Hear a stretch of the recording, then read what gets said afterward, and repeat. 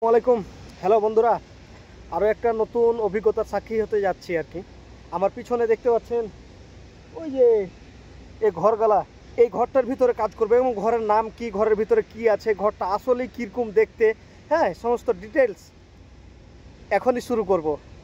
তার দেরি নাই, লেটস গো। আচ্ছা, এটার মধ্যে যখন আমাকে কাজ করতে হবে এটার ভিতরে ঢুকে, তাহলে অবশ্যই এটার ব্যাপারে কিন্তু ভালোভাবে জেনে নেওয়াটা খুব দরকার, তাই না? কেন, নিজেরও তো একটা সেফটির প্রয়োজন আছে। একটা জায়গায় কাজ করলে জায়গাটা ভালোভাবে পরিদর্শন করা উচিত প্রত্যেকের, মানে নিজের একটা সেফটির প্রয়োজন আছে। যাই হোক, এবার আসি এই ঘরগুলোর নাম কি। এটা ডিমের মতো দেখতে, দূর থেকে যে কেউ প্রথমে দেখলে কইব হাই হাই এটা কি, ও মা গো। তো এটার নাম হচ্ছে ওয়্যার হাউজ এবং ডোম হাউজ। ডোম হাউজ মানে এটা ফুলিয়ে রাখা হয়, ডোম। এবং ওয়্যার হাউজ মানে বলা হয় কিসের জন্য, এটা ওয়্যার দিয়ে টানা দিয়ে বাঁধা থাকে সবসময়। কেন, এটা একটা হচ্ছে তিরপাল, ওয়াটারপ্রুফ তিরপাল। এই তিরপালটাকে ঠিক আছে ঘরের মতো তৈরি করে এটাকে সবসময় হাওয়া দিয়ে ফুলিয়ে রাখা হয়, বুঝছেন? আর এটা কেন তৈরি করা হয়েছে জানেন? এখানে অনেকগুলো মেশিনের যন্ত্রপাতি রাখা আছে, যেগুলো বৃষ্টিতে ভিজলে নষ্ট হয়ে যাবে, যে সামানগুলো রোদরে নষ্ট হয়ে যাব, এই সামানগুলো এটার ভিতরে রাখতে হবে। এখন আমি কিন্তু এই ওয়্যার হাউজের মেন গেটে দাঁড়িয়ে আছি।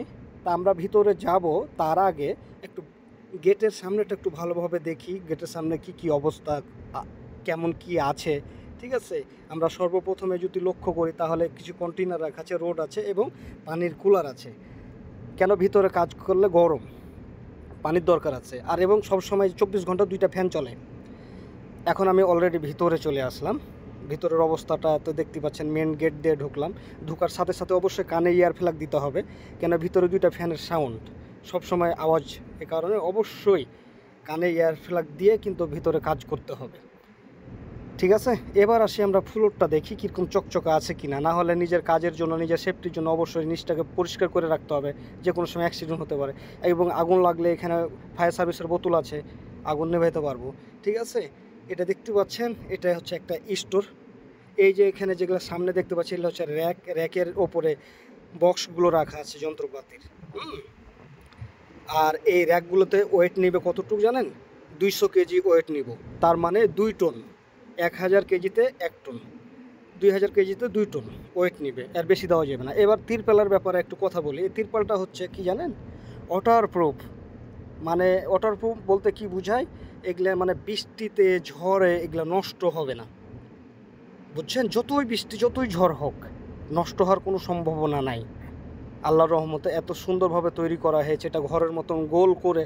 ঠিক আছে, ওয়্যার দিয়ে টানা দিয়ে নিচে 2টা ফ্যান লাগানো আছে, যাতে এটা ডাউন না হয়ে যায়, ফুলিয়েই রাখা হয় সব সময়, বুঝছেন? এবার আসছি কি যে একটু দেখায়, একটু ঘুরিয়ে ফিরিয়ে দেখায় কি যে স্টোর।